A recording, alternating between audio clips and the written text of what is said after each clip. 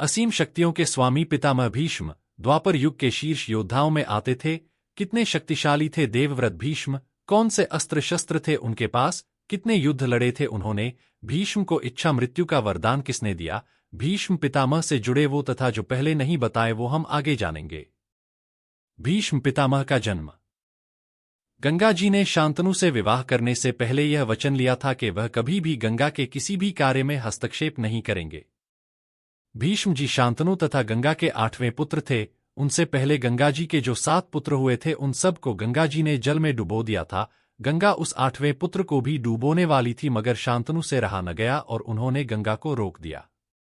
वचन भंग होने कारण गंगा बोली, वचन भंग होने के कारण अब मैं यहां नहीं रह सकती। और जाते हुए उन्होंने शांतनु को बताया कि यह तुम्हारे 8 पुत्र महाभाग वसु देवता हैं। वशिष्ठ जी के शाप से यह मनुष्य योनि में आए थे। संपूर्ण वसुओं के अंश से इसकी उत्पत्ति हुई है और यह देव वसु ही है। इसके उपरांत भीष्म सर्वप्रथम देवव्रत और गंगादत्त नामों से विख्यात हुए थे। भीष्म प्रतिज्ञा और इच्छा मृत्यु का वरदान।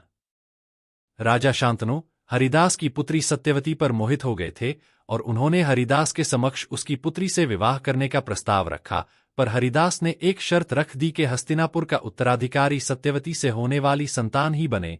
तब भीष्म जी ने वहां आजीवन अविवाहित रहने की प्रतिज्ञा की और इसी से प्रसन्न होकर शांतनु ने देवव्रत को इच्छा मृत्यु का वरदान दिया था। भीष्म पितामह की शिक्षा और उनके अस्त्र शस्त्र।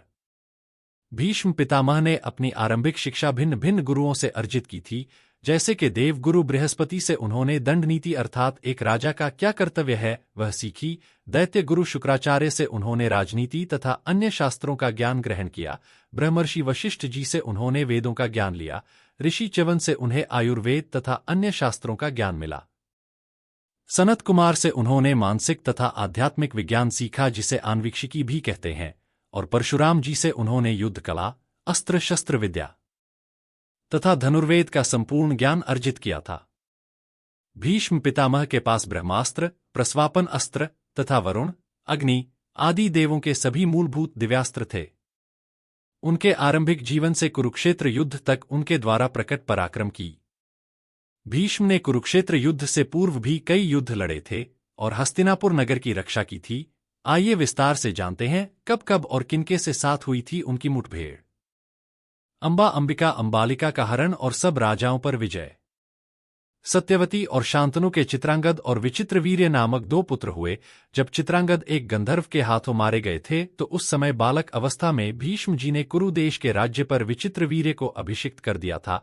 जब विचित्रवीर्य युवावस्था में पहुंचे तो भीष्म जी ने उसका विवाह करने का विचार किया और जब उनको यह ज्ञात हुआ कि काशीराज अपनी 3 कन्याओं का स्वयंवर करवा रहे हैं तो उस समय भीष्म एकमात्र रथ के साथ वाराणसीपुरी को गए। वहां राजाओं का समुदाय स्वयंवर सभा में जुटा हुआ था। उन्होंने उन 3 कन्याओं को उठाकर रथ पर चढ़ा लिया और ललकारते हुए बोले, भूमिपालो, मैं इन कन्याओं को यहां से बलपूर्वक हर ले जाना चाहता हूं। तुम लोग मुझे रोक सकते हो, रोक लो, आओ दिखाओ अपना बल। फिर तो समस्त राजा इस अपमान को न सह सके और उन राजाओं और भीष्म जी का घोर संग्राम हुआ। भीष्म जी अकेले थे और राजा लोग बहुत। अंततः भीष्म जी ने उन सभी को पराजित कर दिया। वहां शाल्वराज जो कि विवाह की इच्छा से वहां आया था भीष्म को युद्ध के लिए ललकारते हैं। शाल्व को अपने बाणों से पीड़ित कर भीष्म जी उसे पराजित कर देते हैं और फिर संपूर्ण राजमंडली को परास्त करके उन कन्याओं को लाकर उन्होंने माता सत्यवती को सुपुर्द कर दिया था। भीष्म पितामह द्वारा अकेले ही दिग्विजय और अन्य कई राजाओं की पराजय। पितामह भीष्म द्वारा संरक्षित हस्तिनपुर की सेना जरासंध की सेना की तरह ही अत्यंत शक्तिशाली थी। उस समय इन दोनों ने कभी एक दूसरे की सीमाओं को लांघने की चेष्टा नहीं की। हस्तिनपुर राज्य की रक्षा का उत्तरदायित्व पितामह भीष्म पर था। काशी जो मगध का मित्र राज्य था, उनके नरेश की पुत्रियों को जब भीष्म अगवा कर लाए थे तो जरासंध उसका प्रतिशोध लेने का साहस कभी नहीं जुटा पाए थे। यह हस्तिनपुर के प्रभुत्व को ही दर्शाता है। उद्योग पर्व अध्याय 55 के अनुसार दुर्योधन पूर्वकाल की बात बताते हुए कहता है कि अपने पिता शांतनु की मृत्यु के बाद भीष्म जी ने किसी समय अत्यंत क्रोध में भरकर एकमात्र रथ की सहायता से अकेले ही सब राजाओं को जीत लिया था। रोष में भरे हुए कुरुश्रेष्ठ भीष्म ने उस समय बहुत से राजाओं को मार डाला था। यह वृतांत हमें यह बताता है कि युवा अवस्था में भीष्म अजय थे। उन्होंने चक्रवर्ती राजा उग्रायुध को भी अपने अस्त्रों के प्रभाव से मार डाला था। भीष्म और सत्यवती के कहने पर वेदव्यास ने बढ़ाया कुरुवंश। जब विचित्रवीर्य भी छोटी अवस्था में ही स्वर्गवासी हो गया तो उस समय सत्यवती भीष्म जी से बोलीं, भारत, तुम हमारे कुल की संतान परंपरा को सुरक्षित रखने के लिए अपने भाई विचित्रवीर्य की दोनों रानियों के गर्भ से पुत्र उत्पन्न करो। यह मेरी आज्ञा है कि तुम धर्म के अनुसार इन दोनों के साथ विवाह कर लो। परंतु भीष्म पितामह ने अपनी प्रतिज्ञा तोड़ने से मना कर दिया था। तब भीष्म जी के सम्मति से सत्यवती ने अपने पुत्र व्यास जी का आह्वान किया और कुरुवंश की वृद्धि के लिए विचित्रवीर्य की पत्नियों के गर्भ से पांडु तथा धृतराष्ट्र को उत्पन्न किया। भीष्म की अंबा और द्रुपद से क्या शत्रुता थी? महाभारत के उद्योग पर्व अध्याय 188 के अनुसार पांचाल नरेश द्रुपद ने पितामह भीष्म से बदला लेने हेतु भगवान शंकर की घोर तपस्या की, और जब भगवान शिव प्रसन्न हुए तो द्रुपद बोले, मैं भीष्म से बदला लेना चाहता हूं, इसीलिए मुझे केवल पुत्र की ही प्राप्ति हो, किसी कन्या की नहीं। इसके उत्तर में भगवान शिव बोले, ऐसा संभव नहीं, तुम्हें पहले कन्या ही प्राप्त होगी, फिर वही पुरुष बन जाएगी। मैंने जो कहा वह कभी मिथ्या नहीं हो सकता। द्रुपद के यहाँ वही कन्या उत्पन्न हुई जो बाद में स्थूणाकर्ण नामक यक्ष की सहायता से स्त्री से पुरुष बन गई और शिखंडी कहलाए। एक और बात यहाँ हम बताना चाहते हैं कि जो तिरस्कार भीष्म जी ने अंबा का किया था उसी का प्रतिशोध लेने के लिए अंबा ने भगवान शिव की घोर तपस्या की थी। भगवान शिव ने प्रसन्न होकर उसे भीष्म के वध करने का वरदान दे दिया था। वही अंबा अगले जन्म में द्रुपद के यहाँ जन्मी, तभी द्रुपद को भगवान शिव ने पुत्र प्राप्ति वरदान देने से मना कर दिया था। भीष्म और परशुराम का युद्ध। पितामह भीष्म का अपने ही गुरु परशुराम जी से भीषण युद्ध हुआ था। यह युद्ध 23 दिन तक चला था। इन दोनों में हुए महसंग्राम का कारण था भीष्म द्वारा आजीवन ब्रह्मचर्य का पालन करने की प्रतिज्ञा, जिस कारण उन्होंने अंबा का तिरस्कार कर दिया था, और वहीं परशुराम जी एक परित्यक्त महिला के सम्मान के लिए लड़ रहे थे। पराजय को स्वीकार करना इन दोनों के लिए असंभव सा हो गया था। परशुराम जी भीष्म पे हावी हो गए थे और उनको रथ पर ही गिरा दिया था। तब गंगा और वसु भीष्म जी की सहायता के लिए आए थे और उन्होंने भीष्म को प्रस्वापन अस्त्र का स्मरण कराया था। परशुराम जी ने उस समय अपने पूर्वजों के अनुरोध पर लड़ाई से हटने का निर्णय किया और उन्होंने स्वयं खुद को पराजित माना था, क्योंकि उनके पास प्रस्वाप अस्त्र का कोई उत्तर नहीं था। केवल भीष्म ही विराट युद्ध में अर्जुन से पराजित नहीं हुए। विराट युद्ध अर्जुन और पितामह भीष्म का प्रलयंकारी युद्ध हुआ था।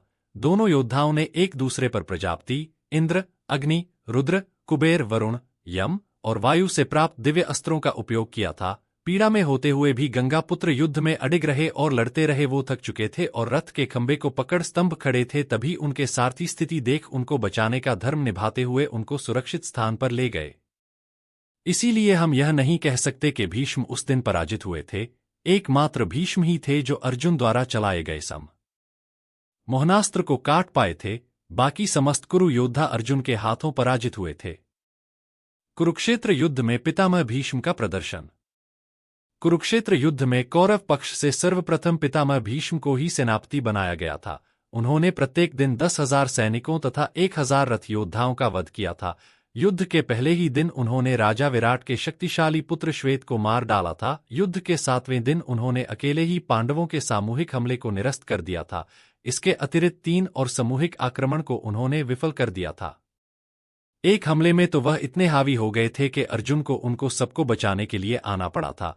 उन्होंने कौरव पक्ष के शक्तिशाली योद्धा जैसे भीम, अभिमन्यु, धृष्टद्युम्न और सत्याकी आदि अन्य और भी बड़े बड़े योद्धाओं को पराजित किया था। युद्ध के 9वें दिन भीष्म ने अर्जुन के साथ इतना भीषण युद्ध लड़ा था कि अर्जुन को भी उन्हें संभालने में कठिनाई आ रही थी और वे बार बार अर्जुन और कृष्ण को अपने बाणों से घायल कर रहे थे। प्रभु श्री कृष्ण यह देख इतने क्रोधित हो गए थे कि वह स्वयं भीष्म को मारने को उद्युत हो गए थे।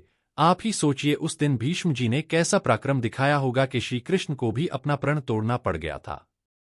यह बात भी सत्य है कि भीष्म जी के सेनापति रहते पांडव किसी भी बड़े कौरव योद्धा का वध नहीं कर पाए थे। कुल मिलाकर उन्होंने 2 लाख से अधिक सैनिकों को मार डाला था, जिनमें मुख्यतः पांचाल और सृंजय थे। भीष्म पितामह का अंतिम युद्ध शिखंडी से मुठभेड़। अपनी मृत्यु का रहस्य भी उन्होंने स्वयं ही पांडवों को बताया था और शिखंडी को साथ लेकर अर्जुन ने भीष्म से साथ अंतिम युद्ध किया था। और उस भयंकर युद्ध के अंत में भीष्म युद्ध स्थल में अर्जुन के तीखे बाणों से अत्यंत विद्ध हो गए थे।